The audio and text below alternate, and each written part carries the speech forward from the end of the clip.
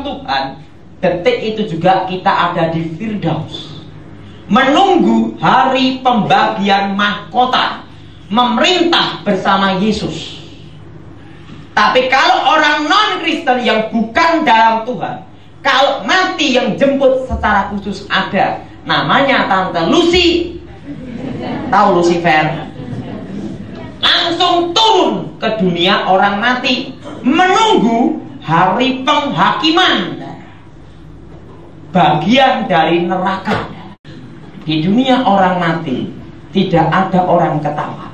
Di dunia orang mati yang ada ketak gigi dan ratapan dan tangisan. Saya beritahu, ratapan dan tangisan. Nah saudara, tetapi di alam roh ada namanya alam maya, pintu dimensi, pintu gaib, alam gaib. Sebelum masuk pintu alam gaib, di situ ada namanya tipuan alam maya. Tipuan alam maya itu di situ akan ketemu roh-roh orang mati dan kerajaan di masa lampau.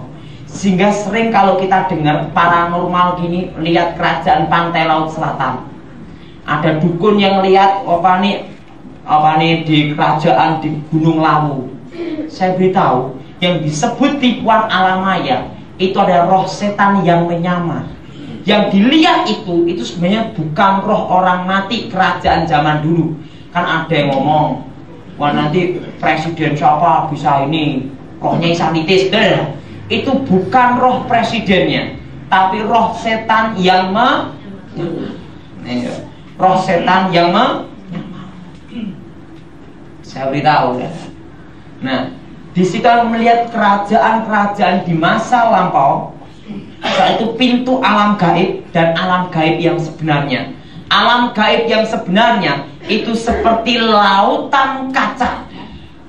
Seluruh dunia bisa dilihat. Sebenarnya tentang alam gaib ini sudah ada di Alkitab, yaitu pada waktu Yesus dicobai ada 3 kali.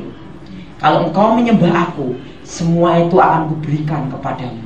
Sehingga setan menunjukkan semua kerajaannya di muka bumi. Betul tidak? Sebenarnya pada waktu itu Yesus ditunjukkan alam gaib yang sebenarnya. Seluruh dunia bisa dilihat. Tapi Yesus berhasil mengalahkan setan dengan kuasa firman. Ini seperti lautan kaca. Jadi saya beritahu, kalau saudara ngimpi, waktu tidur ngimpi, cu, aku minta bakpao ya cu. Itu bukan roh engkong saudara, itu roh setan yang menyamar. Wujud asli setan yang sebenarnya. Saya beritahu, sampai sekarang malaikat.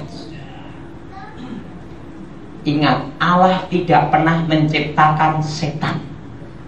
Allah menciptakan malaikat, tetapi ada sepertiga malaikat yang jatuh dalam dosa. Pemimpinnya namanya Lucifer, dibuang ke bumi menjadi Satan, penguasa di udara, jin-jin. Dan setan tidak bertambah dan tidak berkurang, tidak beranak dan beristri.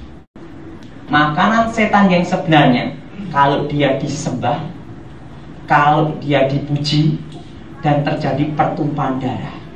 Sehingga bila ada pembunuhan di suatu tempat, di tanah itu menjadi kutukan tanah itu.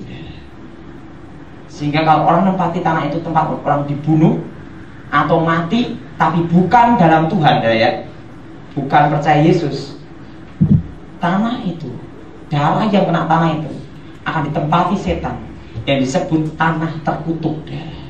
Nah, tanah terkutuk itu kalau orang menempati rumah itu akan banyak bangkrut, cekcok, sakit, dan tidak ada hari tanpa ribut. Tapi tahu, itu disebut tanah terkutuk. Buka toko banyak tutup nih ya. Benar, karena tanah terkutuk. Kalau sampai tanah itu pernah terpercik darah, pembunuhan, kematian, tapi yang bukan dari Tuhan ya.